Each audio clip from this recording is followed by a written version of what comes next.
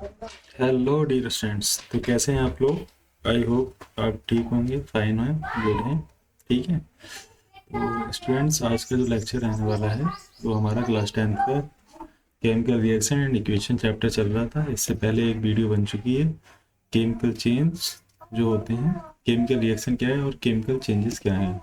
आज सब topic number 2 रहने वाला है। ठीक है, उसकी जो सब टॉपिक 1 है उसकी एक लिंक आपको डिस्क्रिप्शन में डाल दी जाएगी। चलिए स्टार्ट करते हैं आज का लेक्चर। सब टॉपिक 2 में हम पढ़ेंगे केमिकल इक्वेशन क्या है और सिंबॉलिक रिप्रेजेंटेशन, इसकी कैसे सिंबॉलिक रिप्रेजेंट हम करते हैं। ठीक है, स्टार्ट करते हैं केमिकल इक्वेशन को। क्या करते हैं हम, चलिए केमिकल इक्वेशन को स्टार्ट करते हैं।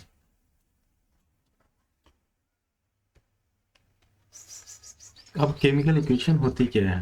केमिकल इक्वेशन का मतलब है कि किसी भी केमिकल रिएक्शन को आप कैसे हाईलाइट करते हैं, किसी भी केमिकल रिएक्शन को एक मैथमेटिकल एक्सप्रेशन देना।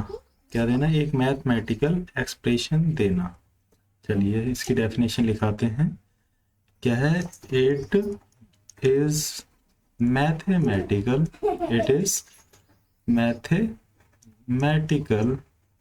And symbolic representation. क्या है, it is mathematical and symbolic representation, symbolic representation of a chemical reaction. मतलब क्या है कि कोई भी केमिकल रिएक्शन है उसको आपने क्या करा, मैथमेटिकली एंड सिंबॉलिकली रिप्रेजेंट कर दिया। ऐसी रिएक्शन को हम क्या कहते हैं, केमिकल, उसको हम केमिकल इक्वेशन कहते हैं। अच्छा, आप वो कुछ इक्वेशन करके दिखाइए भाई, हम एक्स नहीं मानते हैं। चलिए एग्जांपल देखिए, आप अभी प्रूव करते हैं। मान लेते हैं हमने H2 लिया जो कि क्या है, एक गैस है। ठीक है, N2 लिया, वो भी गैस है। और फिर हमने क्या बना दिया, NH3, ये भी क्या है, गैस है। लेकिन यहाँ तो H3 है, यहाँ H2 है। चलो बैलेंस कर लेते हैं एक बार। यहाँ 2 कर दिया, यहाँ 2। अब देखिए 2NH3 हो गया, लेकिन यहाँ नहीं हो रहा है तो हम 3H3 कर लेते हैं। तो क्या हो जाएगा, 6H हो गए, यहाँ भी 6 हो गए, यहाँ पर भी 2 3 6H हो गए। ठीक है, चलिए ये केमिकल बैलेंस इक्वेशन है। चलिए अब पढ़ते हैं हम आगे। ये तो पहला एग्जाम्पल हो गया। ऐसे ही हम क्या करते हैं, बहुत सारे एग्जाम्पल्स स्टडी करेंगे आगे।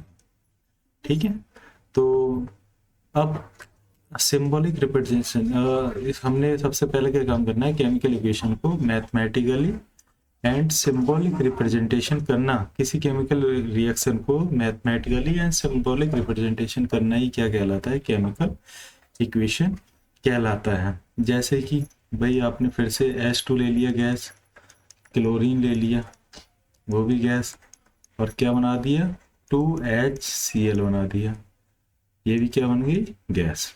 तो आप देखो, हमने मैथमेटिकल मतलब 3 टर्म है, ये 2 टर्म है, मैथमेटिकल भी यूज़ किया है और सिंबॉलिक रिप्रेजेंटेशन किया है। देखो ये प्रीफिक्स में लगाया है, सफिक्स में लगाया है, गैस की जगह गैस लिखा है। ये सारे चीज़ हम, ये मैथमेटिकल एक्सप्रेशन देना ही क्या कहलाता है, किसी केमिकल रिएक्शन को मैथमेटिकल एक्सप्रेशन देना ही क्या कहलाता है, केमिकल इक्वेशन कहलाता है। चलिए अब चलते हैं हम नेक्स्ट, सिंबल्स पढ़ेंगे और सिंबल्स के कहाँ कहाँ सिंबल कौन कौन सा यूज़ होता है। चलिए पहला सिंबल हम देखेंगे। आप देखते होंगे केमिकल रिएक्शन में एरो यूज़ होता है। केमिकल रिएक्शन में क्या यूज़ होता है, एक एरो यूज़ होता है। जैसे कि ये है एक एरो, इसका पहला पहला सिंबल है ये। देखते हैं अब क्या होता है, इस एरो को हम किस यूज़ पे, कहाँ यूज़ होता है केमिस्ट्री में। ये एरो क्या चीज़ दिखाता है, तो ये केमिस्ट्री में दिखाता है, इस एरो का यूज़ करा जाता है फॉरवर्डिंग रिएक्शन के लिए। किसके लिए, कोई फॉरवर्डिंग रिएक्शन को शो करने के लिए कि ये रिएक्शन फॉरवर्डिंग है। फॉरवर्डिंग रिएक्शन के लिए ये दिखाया जाता है। जैसे कि प्रीवियस स्लाइड में आपको दिखाते हैं, ये देखो ये एरो है, ये एरो ही क्या क्या कर रहा है, देखिए आप, ये जो एरो है ये एरो ही क्या दिखा रहा है, फॉरवर्डिंग रिएक्शन को शो कर रहा है। ठीक है, अब आते हैं अपने मेन पेज पे। अब देखिए ये जो एरो क्या दिखाता है, फॉरवर्डिंग रिएक्शन को दिखाता है, ठीक है। अब चलते हैं हम अपने नेक्स्ट एरो पे। सेकंड एरो क्या है, चलिए, एक एरो तो ऐसा होता है, एक एरो क्या होता है इस तरीके का होता है, ठीक है। इसका भी देखेंगे, इसका मतलब क्या होता है। एक एरो आपका नीचे को होता है इस तरीके से, ये एरो का क्या रिएक्शन होती है, क्या इसका सिंबल है, क्या किस लिए यूज होता है, ये अभी हम पढ़ने वाले हैं। एक एरो एस की तरह होता है, इसका मतलब क्या है। एक एरो एल होता है, इसका मतलब क्या है केमिस्ट्री में। एक एरो जी की तरह होता है, इसका मतलब क्या है। एक एरो ए क्यू की तरह है, इसका मतलब क्या है। और एक एरो हमारा आप देखेंगे एक ऐसे क्या, एक ऐसे हुआ। इन एरो का हम यूज देखने वाले हैं, कहाँ कहाँ ये यूज होते हैं, ठीक है। चलिए बताते हैं आप। तो ये जो वाला एरो है ये किस लिए शो होता है, ये जो एरो है ये कैसे यूज होता है, ये दिखाता है evolve of gas, evolve of gas. अभी जब आप गैस का, गैस जब निकलेगी तो उससे रिएक्शन, अभी आप पढ़ेंगे एक्सोथर्मिक रिएक्शन, क्या पढ़ेंगे अभी, exothermic reaction and endothermic reaction. Endothermic reaction आप पढ़ेंगे तो एक्सो में तो गैस बाहर को निकलेगी, ठीक है, और एंडो में गैस इसकी रिक्वायरमेंट होगी। तो ये सारी सिंबल्स इस तरीके से यूज होते हैं। अब देखते हैं हम ये वाला सिंबल, इसका यूज किस लिए होता है। तो ये दिखाता है, ये जो सिंबल है ये दिखाता है क्या, कि फॉर्मेशन ऑफ प्रेसिपिटेशन। जब आपका कल पर चलेगा नेक्स्ट लेक्चर, वहाँ टाइप ऑफ रिएक्शन पढ़ाएंगे तो वहाँ प्रेसिपिटेट रिएक्शन पढ़ाएंगे, तो फॉर्मेशन ऑफ प्रेसिपिटेट हम दिखाएंगे, प्रेसिपिटेट, फॉर्मेशन ऑफ प्रेसिपिटेट, यानी कि जहाँ पर इस तरीके का बनेगा वहाँ प्रेसिपिटेट रिएक्शन होती है, ठीक है। S4 तो आप बहुत अच्छे से जानते होंगे, ये सॉलिड के लिए, कोई भी रिएक्टेंट सॉलिड है, ये प्रोडक्ट सॉलिड है, S उसको रिप्रेजेंट करता है।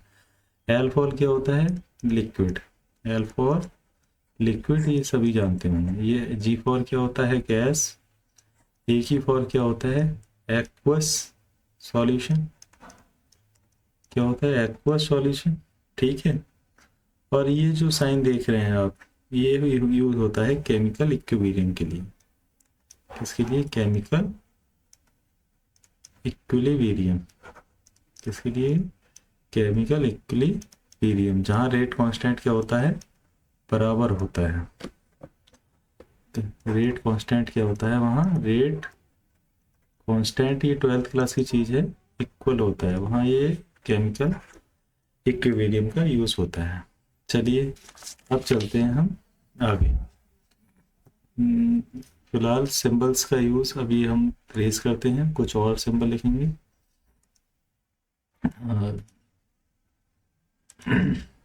अब हम देखेंगे नेक्स्ट सिंबल।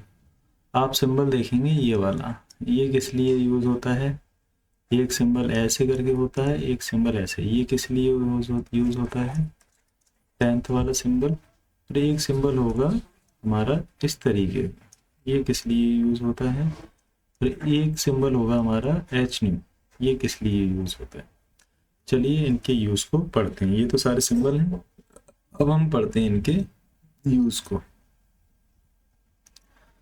तो ये जो सिंबल यूज होता है कुल का, ये यूज होता है, इट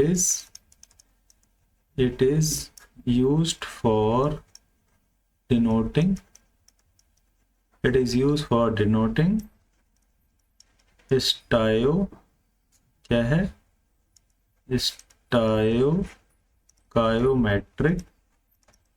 स्टायोकायोमेट्रिक रिलेशनशिप। आगे क्लासेस में आपको बताएंगे इसके बारे में डिटेल, स्टायोकायोमेट्रिक रिलेशनशिप क्या होती है, सारा आप डिटेल में पढ़ेंगे। अच्छा ये वाला साइन कहाँ यूज होता है, देखिए, इट इज डिनोटिंग, क्या होता है, इट इज डिनोटिंग, ये किस लिए यूज होता है, it is denoting that forward and backward reaction, backward, जब रिएक्टेंट साइड और प्रोडक्ट साइड एटम्स इक्वल हो जाते हैं तो ये क्या शो करते हैं, forward reaction and backward reaction, backward direction of reaction, backward direction of reaction, या केमिकल रिएक्शन लिख सकते हैं, केमिकल रिएक्शन। अच्छा अब ये देखिए, इसका तो बहुत अच्छा है, ये सिंबल यूज होता है, it is used for energy, ये दिखाता है कि इस यहाँ पर केमिकल रिएक्शन में एनर्जी की ज़रूरत है। और एच न्यू तो आपको पता ही है, ये तो बचपन से आप पढ़ते आते हैं, so for energy of photon, ये एनर्जी ऑफ फोटोन के लिए यूज होता है। ठीक है, आई होप आपको ये सिंबल्स का पता लगा होगा, कौन सा सिंबल्स कहाँ यूज होता है। लॉ ऑफ मास कंजर्वेशन हम पढ़ने वाले हैं, क्या पढ़ने वाले हैं, लॉ ऑफ मास कंजर्वेशन। तो सबसे पहले तो हमें पता होना चाहिए, इट इज गिवन बाय, ये किसने दिया था, it is given by Antoine Lavoisier, Antoine Lavoisier, एक लेवोशियर हैं जो फादर ऑफ केमिस्ट्री कहलाते हैं, क्या कहलाते हैं, फादर ऑफ केमिस्ट्री कहलाते हैं, वो लेवोशियर हैं। ठीक है, चलिए अब इसकी डेफिनेशन पढ़ते हैं, क्या है डेफिनेशन। तो हम ये इम्पोर्टेंट है, लिख लीजिए इम्पोर्टेंट, कि जो मास होता है, जो मास होता है वो ना ही तो हम क्या कर सकते हैं, क्रिएट कर सकते हैं, जो मास को ना ही तो आप क्रिएट कर सकते हो और ना ही आप क्या कर सकते हैं, डेस्ट्रॉयड कर सकते हैं, ना ही आप क्या कर सकते हैं, डेस्ट्रॉयड। तो मास can not be created nor be destroyed. ठीक है, ना ही तो मास को क्रिएट किया जा सकता है, ना ही तो आप डिस्ट्रॉय कर सकते हैं। तो ये आपका क्या है, यहाँ पर law of mass of conservation की है। लेकिन यहाँ नोट करने वाली एक बात है कि जो mass of atom in reactant side, mass of atom in reactant side should be, जो रिएक्टेंट साइड का जो मास होता है एटम्स का, वो क्या होना चाहिए हमेशा, equal to mass of atoms in product side, in product side में भी मास इक्वल होना चाहिए से। तो आपको ये चीज पता होनी चाहिए थी। चलो हम कोई रिएक्शन लेते हैं, ऐसे तो समझ में नहीं आएगा आपको, एग्जाम्पल प्रूव करके दिखाते हैं। ठीक है, तो हमने क्या करा, H2 लिया, ठीक है, जो कि क्या है, गैस है, और हमने किससे रिएक्शन कराई, N2 से कराई, हमारा क्या बन गया, अमोनिया, हैवर प्रोसेस के द्वारा। आगे क्लासेस में आप पढ़ेंगे। 2NH3 सीधे बैलेंस केमिकल इक्वेशन हमने ले ली, ये क्या बैलेंस केमिकल इक्वेशन है। अब आप मास देखिए, H का कितना मास होता है, एटॉमिक मास 1 होता है। ठीक है, तो यहाँ एटम कितनी है, 3, तो यहाँ मास कितना हो गया, और ये कितने एटम है H के, 2, तो टोटल एटम है 6 बन जा 6, तो H का मास हो गया 6। N का कितना होता है, N का होता है 14। ठीक है, एटम कितने हैं, 2, तो कितना हो गया 28। तो रिएक्टेंट साइड में 6 और ये कितना हो गया 34 मार्क्स आ गए। ये वाली साइड कौन सी है, रिएक्टेंट साइड। ठीक है, और प्रोडक्ट साइड ये है, ये कौन सी साइड है, प्रोडक्ट साइड। तुमने बता अभी यही तो बात लिखवाई कि रिएक्टेंट साइड का जो मास है वो ऑलवेज इक्वल होता है प्रोडक्ट साइड के। चलो इसको भी देख लेते हैं, यहाँ एन कितनी है, 2 है, यहाँ एन कितनी है, 2n है, एच कितनी है, 3h, ये 2 से मल्टीप्लाई होगी तो कितना हो जाएगा 6, यहाँ एच कितनी है 6, तो 2 मल्टीप्लाई एन की वैल्यू कितनी होती है 14, आंसर कितना आया 28। 6 × 1 कितना आ गया 6, तो 34। यहाँ भाई प्रोडक्ट साइड में भी क्या आ गया 34। इसका मतलब रिएक्टेंट साइड का मास इक्वल टू होता है प्रोडक्ट साइड के मास के। और यही बात प्रूव करिए किसने, लॉ ऑफ मास कंजर्वेशन में। ठीक है, चलिए अब हम क्या करते हैं, कोई और भी एग्जांपल लेते हैं। ठीक है, किसी और एग्जांपल से भी आपको समझाते हैं। एक्चुअली एटॉमिक मास याद रखना बहुत जरूरी है, तो कुछ एटम 30 तक आप याद कर लीजिए और 30 तक ही आपको एटॉमिक नंबर, एटॉमिक मास याद होने चाहिए। नहीं है याद तो आपको टेक्स्ट के साथ सिखाए जाएंगे। ठीक है, चलिए स्टार्ट करते हैं। हम कोई सेकंड एग्जांपल लेते हैं। नहीं समझ में आया तो सेकंड एग्जांपल को समझने की कोशिश करना। हमने क्या लिया, H2 गैस लिया। ठीक है, किससे रिएक्ट कराया, Cl2 से रिएक्ट कराया, तो बन गया 2HCl। क्या बन गया, 2HCl ही बन गया। लेकिन यहाँ हम याद रखना नोट, रिएक्शन कैसी होनी चाहिए, balance. Reaction should be balance. Reaction हमेशा कैसी होनी चाहिए, बैलेंस। तभी mass of law of mass conservation use होता है उस केमिकल रिएक्शन में। तो यहाँ H एटम कितने हैं, 2। ठीक है, Cl एटम कितने हैं, 2Cl एटम है। ठीक है, 2H एटम है। इसका मतलब क्या है, 2 तो इतने ही रहेगा। H का एटॉमिक मास कितना होता है, 1। तो आंसर कितना आया, 2। 2 का Cl का कितना होता है, 35.5। तो कितना आ जाएगा हमारा आंसर, 71। ठीक है, ऐसे ही यहाँ देख लीजिए 2H है और प्लस 2Cl है, तो वही आएगा। H का मास 1 प्लस 2Cl का मास 35.5, तो 2 प्लस 71, यहाँ कितना आ गया, 73। और यहाँ पर ही दोनों को हम जोड़ेंगे 71, तो ये हो जाएगा 73। तो रिएक्टेंट साइड का मास और प्रोडक्ट साइड का मास इक्वल है, इसीलिए हम law of mass of conservation बोलते हैं। ठीक है, तो दोस्तों वीडियो पसंद आई हो तो लाइक करें, शेयर करें, कमेंट करें और प्लीज़ हमारे साथ कनेक्टेड रहें। आपको अच्छा से अच्छा कंटेंट हम प्रोवाइड कराएंगे, कम समय में एक क्वालिटी ऑफ एजुकेशन आपको प्रोवाइड कराएंगे।